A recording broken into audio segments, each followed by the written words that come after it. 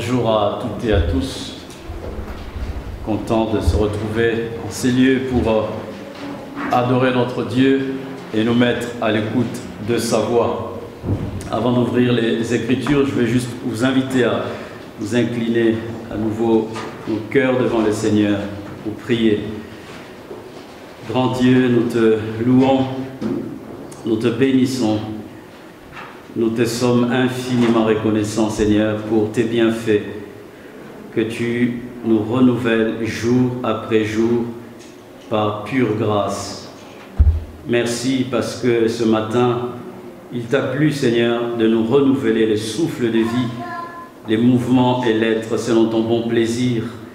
Te sommes reconnaissants, tendre Père, pour notre salut en Jésus.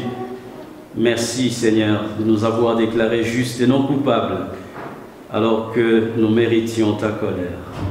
Seigneur, quel privilège de s'asseoir à tes pieds autour de ta parole, autour de toi, pour ouvrir ta sainte parole, notre Dieu, et nous mettre à ton écoute. Nous te prions, Seigneur, de bénir ces instants, de nous faire du bien par ta parole, de nous éclairer, de nous instruire, de nous fortifier, Seigneur, notre Père.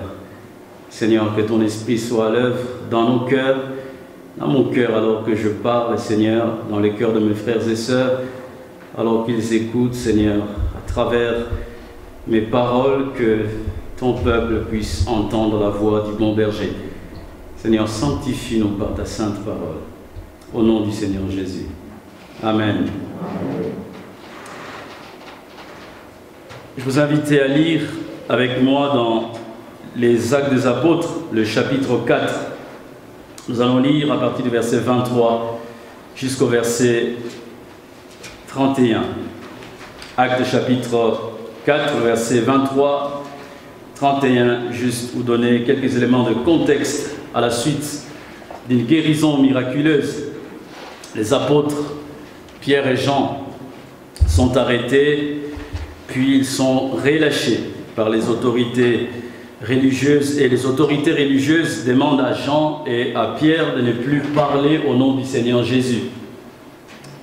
Et lorsqu'ils sont relâchés, au verset 23, il est dit: une fois relâchés, Pierre et Jean allèrent trouver les leurs et racontèrent tout ce que les chefs des prêtres et les anciens leur avaient dit. Après les avoir écoutés, ils s'adressèrent tous ensemble à Dieu en disant: Maître, tu es le Dieu qui a créé le ciel, la terre, la mer et tout ce qui s'y trouve.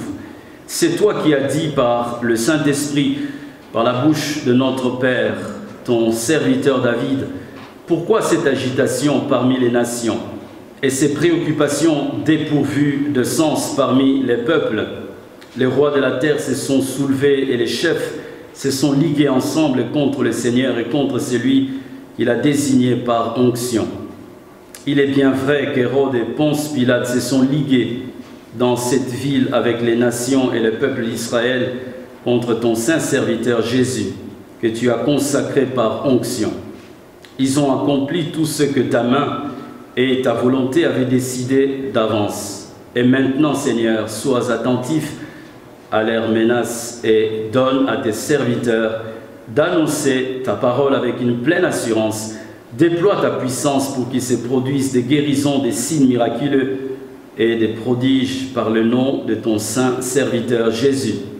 Quand ils eurent prié, l'endroit où ils étaient rassemblés trembla. Ils furent tous remplis du Saint-Esprit et ils annonçaient la parole de Dieu avec assurance. Le thème de mon message, c'est la prière que Dieu exauce. La prière que Dieu exauce. Dieu n'exauce pas toutes les prières, malheureusement. Mais Dieu exauce seulement les prières qui sont faites conformément à sa volonté. Quand vous lisez dans Proverbes chapitre 28, le verset 9, il est dit: si quelqu'un détourne l'oreille pour ne pas écouter la loi, sa prière même est une abomination. Autrement, si quelqu'un désobéit à la parole de Dieu, si quelqu'un vit dans une vie de désobéissance à la parole de Dieu, ne veut pas prêter attention à ce que Dieu dit dans sa loi, La prière d'une telle personne est une abomination. Dans son livre sur la prière, John Onyeoshekwa définit la prière comme étant le fait d'invoquer Dieu afin qu'il accomplisse ses promesses. Le fait d'invoquer Dieu afin qu'il accomplisse ses promesses. En effet, Dieu ne peut exaucer que ses promesses qui sont dites et contenues dans la Bible. Alors j'aimerais juste partager 3 vérités que nous trouvons dans ces textes que nous venons de lire en rapport avec la prière. La prière que Dieu exauce est tout d'abord une prière basée sur l'honneur de Dieu, le chapitre 24. Deuxièmement, c'est une prière qui est basée sur les promesses de Dieu, le verset 25 à 28. Troisièmement, c'est une prière qui est conforme à la volonté de Dieu, le verset 29 à 30. Regardons le premier point, la première vérité à souligner. La prière que Dieu exauce est une prière basée sur l'honneur de Dieu, le verset 24. L'Église réunie ensemble comme un seul homme, elle va adresser ses prières vers le Seigneur. Après les avoir écoutés, ils s'adressèrent tous ensemble à Dieu en disant « Maître, tu es le Dieu qui a créé le ciel, la terre, la mer et tout ce qui s'y trouve. » Honorer Dieu, c'est le sanctifier, le mettre à part. C'est le fait de reconnaître d'abord qui Dieu est. L'Église primitive réunie s'adresse à Dieu en disant « Maître, tu es le Dieu qui a créé le ciel, la terre, la mer et tout ce qui s'y trouve. » J'arrive. L'Église réunie et invoque Dieu. Elle commence tout d'abord par reconnaître qui est Dieu. En disant « Maître », l'Église veut dire par là que le Seigneur est le souverain. Il est le Seigneur, c'est lui qui domine, c'est lui qui possède l'autorité et le pouvoir suprême. L'Église reconnaît que Dieu est le créateur du ciel et de la terre. C'est lui qui a créé tout ce qui existe, que ce soit dans les cieux et sur la terre, partout dans l'univers. Une prière biblique commence d'abord par reconnaître qui est Dieu, avant de formuler une quelconque demande. Si nous regardons par exemple dans le psaume 90, la prière de l'homme de Dieu Moïse, on retrouve cela. Psaume 90, le verset 1 et 2, et je lirai le verset 12. Prière de Moïse, homme de Dieu. Seigneur, tu as été pour nous un refuge, de génération en génération, avant que les montagnes soient nées, avant que tu aies créé la terre et le monde, d'éternité en éternité, tu es Dieu. Et le verset 12, enseigne-nous à bien compter nos jours, afin que nos cœurs parviennent à la sagesse. Dans ce passage, on voit Moïse commencer tout d'abord par sanctifier Dieu, mettre Dieu à part, reconnaître que le Dieu vers qui il s'adresse, c'est un Dieu qui est autre. C'est lui qui est le Créateur. C'est un Dieu qui existe depuis toujours. Il est éternel. Et on retrouve ces éléments aussi dans la prière que Jésus a enseignée à ses disciples, la prière de notre Père. Dans Matthieu chapitre 6, à partir du verset 9 et suivant, Jésus nous dit « Quand vous priez, dites « Notre Père qui est dans les cieux », que ton nom soit sanctifié. » On sanctifie d'abord le nom de Dieu. On reconnaît qui il est. Ce n'est pas n'importe quel Dieu. Ce n'est pas les dieux des nations. Ce n'est pas vers une idole que nous nous tournons. Mais c'est vers le Créateur. Un Dieu qui a tout créé par sa parole puissante. On met en évidence sa majesté, sa grandeur. On les sanctifie, on les met à part. Le Dieu que nous prions, il est autre simplement. Lorsque nous prions, nous devrions le plus souvent, chers frères et sœurs, commencer d'abord par sanctifier notre Dieu. Reconnaître qu'il est majestueux, il est l'autorité suprême. Il est un Dieu de gloire. C'est un Dieu qui est saint. C'est un Dieu qui mérite l'honneur, la gloire, la puissance. Avant de nous mettre à formuler nos demandes, nos requêtes de prière, veillons à sanctifier tout d'abord le nom de Dieu.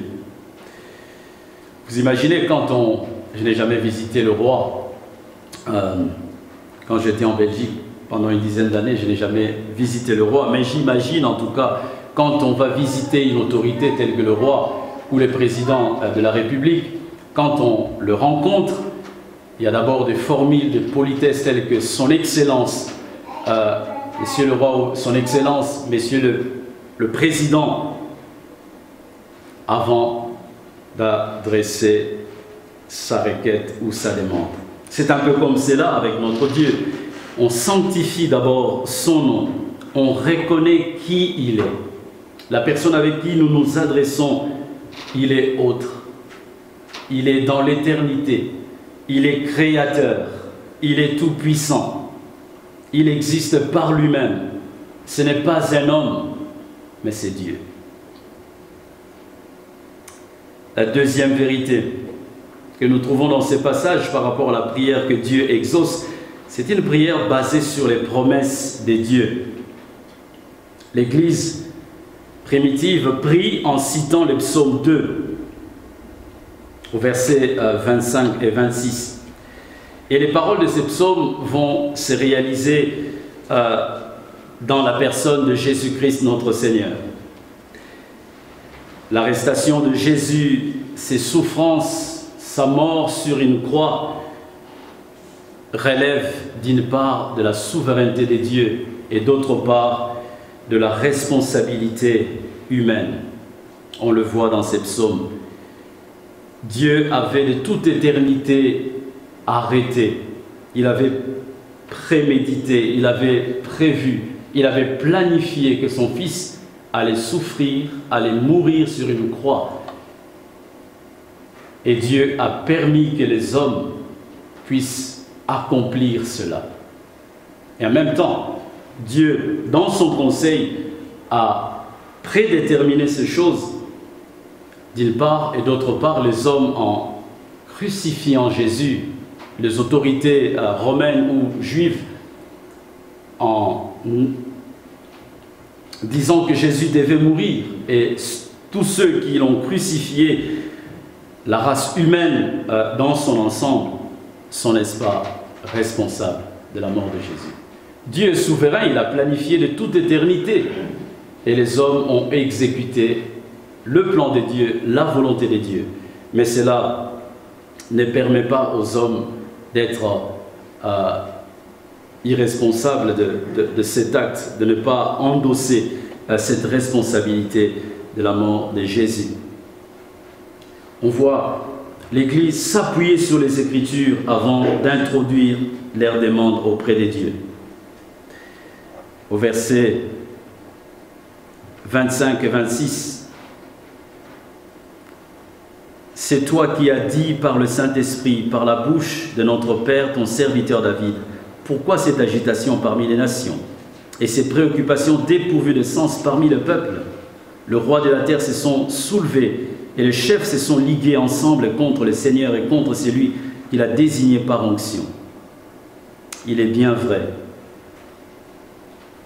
qu'Hérode et Ponce Pilate se sont ligués dans cette ville avec les nations et les peuples d'Israël contre ton saint serviteur, Jésus, que tu as consacré par onction. Et ils ont accompli tout ce que ta main et ta volonté avaient décidé d'avance. Et regardez maintenant le verset 29. Et maintenant, Seigneur, sois attentif à leurs menaces et donne à tes serviteurs d'annoncer ta parole avec une pleine assurance. C'est comme un peu un avocat qui doit défendre une situation devant le juge. L'avocat doit essayer de convaincre les juges avec les arguments de la loi, avec les articles de la loi, les alinéas, tout ce que la loi a dit par rapport à la situation avant, n'est-ce pas, de s'attendre à introduire sa requête, puis par la suite recevoir la réponse du juge. Pour nous aussi, il est important, lorsque nous nous présentons devant Dieu et que nous avons une requête à lui présenter, que nous sachions nous appuyer sur les Écritures, sur ce que Dieu a dit, sur ses promesses qui sont dans sa parole, et présenter notre requête par la suite.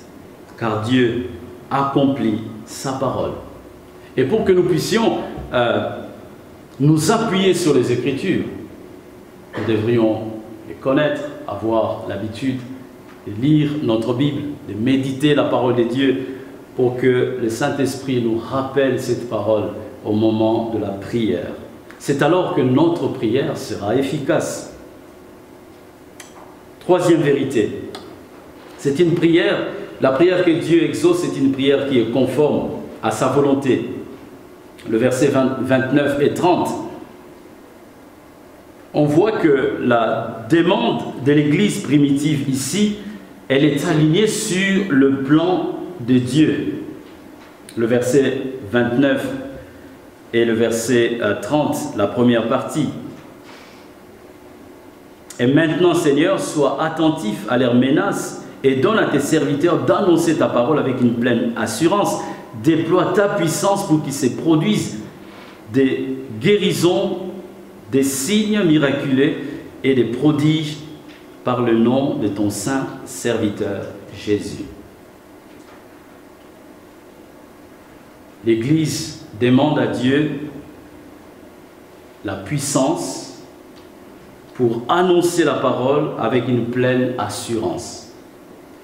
Les croyants ne demandent pas d'être délivrés des menaces des autorités religieuses, mais ils demandent au Seigneur de les équiper pour qu'ils soient rassurés dans leur manière de continuer à témoigner de l'Évangile.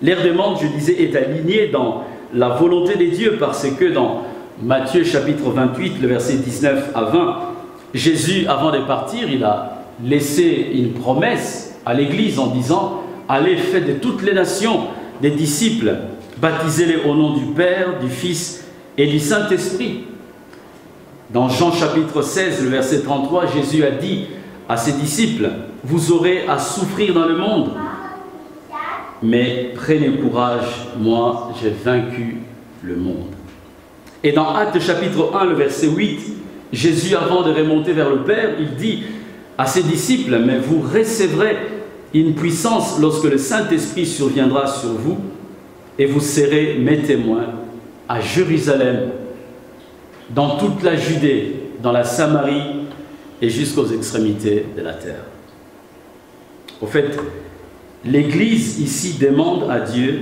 d'accomplir ses promesses malgré les menaces. L'Église doit s'appuyer sur la parole de Dieu, doit prier de manière conforme à ce que Dieu a dit.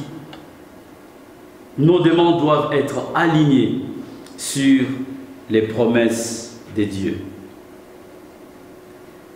Les apôtres sont conscients que l'Évangile doit progresser. Et malgré les menaces, ils doivent continuer à servir Dieu, à annoncer sa parole. Ils ne doivent pas s'arrêter, sous prétexte qu'il y a des menaces de la part des autorités. Donc, une demande qui est conforme à la parole de Dieu. Et cette demande de l'Église, elle est faite au nom de Jésus. Jésus dit à ses disciples, « Tout ce que vous demanderez en mon nom, je le ferai afin que la gloire du Père soit révélée dans le Fils. » Jean chapitre 14, le verset 13. Et dans Jean chapitre 16, le verset 23, Jésus dit, « En vérité, je vous l'ai dit, tout ce que vous demanderez au Père en mon nom, il vous le donnera. » Le nom du Seigneur Jésus constitue la signature de la prière chrétienne. Nos prières doivent être faites au nom du Seigneur Jésus. C'est comme si vous recevez un chèque et pour percevoir de l'argent, le chèque doit avoir la signature de son propriétaire, celui qui vous a fait le chèque. Si vous recevez un chèque de 1 million d'euros et que le propriétaire du chèque n'a pas mentionné, n'a pas posé sa signature, il vous sera difficile, n'est-ce pas, d'encaisser cet argent. Et Dieu nous exauce lorsque nous prions au nom du Seigneur Jésus. Donc c'est comme une signature que l'on vient apposer sur un document pour authentifier ces documents. Et les apôtres demandent que le Seigneur leur déploie sa puissance pour que le miracle s'efface par le nom de son serviteur Jésus-Christ. Il est important, chers frères et sœurs, que nos prières soient faites au nom du Seigneur Jésus.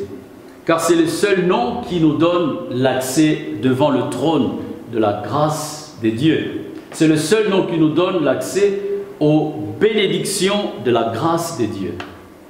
Sans le nom de Jésus, nous ne pouvons pas recevoir des bénédictions que Dieu nous a réservées. C'est par le nom de Jésus que Dieu nous donne l'accès aux bénédictions de la grâce. Et au verset 31, on voit les résultats d'une telle prière, l'exaucement immédiat. Quand ils eurent prié, l'endroit où ils étaient rassemblés trembla. Ils furent tous remplis du Saint-Esprit et ils annonçaient la parole de Dieu avec assurance.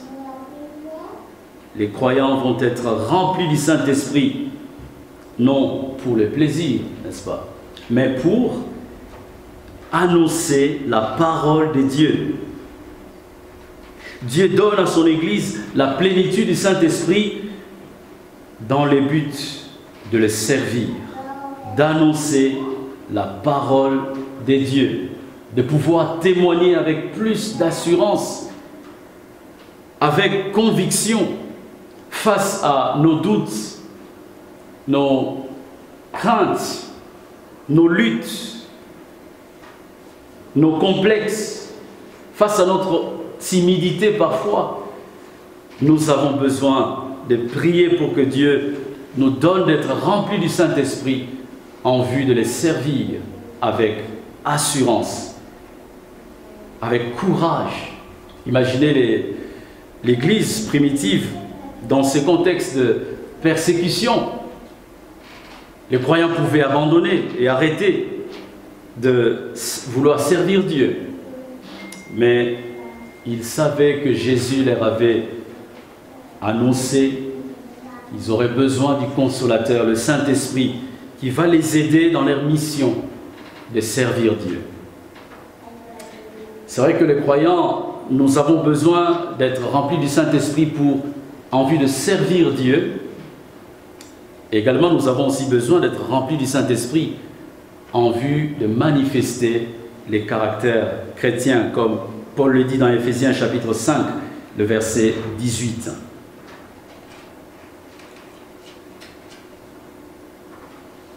Dieu exauce une prière qui l'honore, une prière qui est basée sur ses promesses, une prière qui est faite en conformité à sa volonté, une prière qui est alignée sur le plan de Dieu, sur la volonté de Dieu, une prière qui est faite au nom du Seigneur Jésus.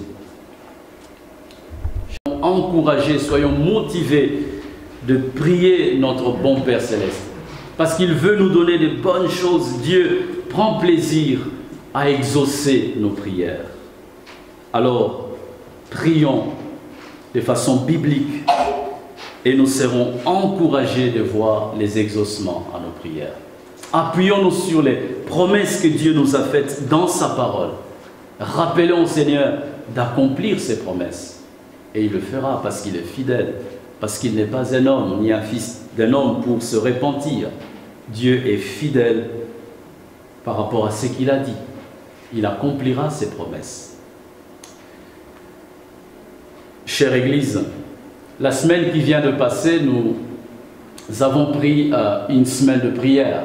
Nous étions dans notre première semaine, troisième semaine de prière. Depuis novembre, nous prions, nous consacrons la première semaine du mois à la prière pour que le Seigneur, notre Dieu, puisse agir dans son Église, mais aussi dans la ville où le Seigneur nous a permis d'être implantés en tant qu'Église. Et je me suis dit qu'il serait bien pour nous ce matin de pouvoir consacrer quelques moments dans la prière. C'est vrai que depuis que nous avons commencé ces programmes de prière, nous prions en ligne. On se voit à travers les écrans, mais ce matin, nous sommes là, nous pouvons nous voir, nous pouvons nous entendre, c'est différent. Alors, j'aimerais vous inviter à consacrer 10-15 minutes de notre temps pour prier en rapport avec le lien de la semaine de prière, les sujets de prière que nous avons eu à consacrer durant la semaine de prière. Merci Kian. Donc voici les sujets pour lesquels nous prions. Il y en a 4. Nous prions pour les saluts des âmes dans notre Église, à l'intérieur comme à l'extérieur. Nous voulons prier pour que les personnes qui fréquentent notre Église, qui ne sont pas encore converties, soient touchées, qu'ils se convertissent sincèrement et profondément. Et que le Seigneur aussi puisse toucher les gens de l'extérieur, les Charentonnais et Charentonnaises. Ça fait presque 40 ans ou plus que l'Église existe dans cette ville, mais nous voyons peu de Charentonnais et Charentonnaises franchir les seuils de nos portes pour venir adorer Dieu ici. Et nous voulons prier pour que le Seigneur intervienne. Et pour nous permettre de prier en rapport avec ces sujets-là, le premier, il y a 2 références bibliques. Il y a 1 Timothée chapitre 2, les versets 1 à 4, et puis Matthieu chapitre 9, le verset 37 à 38. Dans 1 Timothée 1 Timothée chapitre 2, l'apôtre Paul nous demande de prier pour les autorités parce que Dieu désire que les hommes soient sauvés et parviennent à la connaissance de la vérité. Vous avez votre Bible en main, vous vérifiez cela. Et dans Matthieu chapitre 9, Jésus dit que la moisson est grande, il y a peu d'ouvriers. Et demande à la foule et à ses disciples, 12, priez pour que le maître de la moisson envoie des ouvriers dans sa moisson. Donc on veut prier pour que le Seigneur qui désire voir les hommes se tourner vers lui, agisse. Dans cette vie, nous voulons voir de plus en plus de Charentonnais se tourner vers Dieu. Il y a le marché qui s'est fait dans la semaine, le mercredi et le samedi. Il y a la vitrine qui est décorée, la parole de Dieu est exposée. On veut voir des personnes donner leur vie à Christ parce qu'ils ont été confrontés au message de l'Évangile. Alors, place à nous pour la prière. Prions ensemble.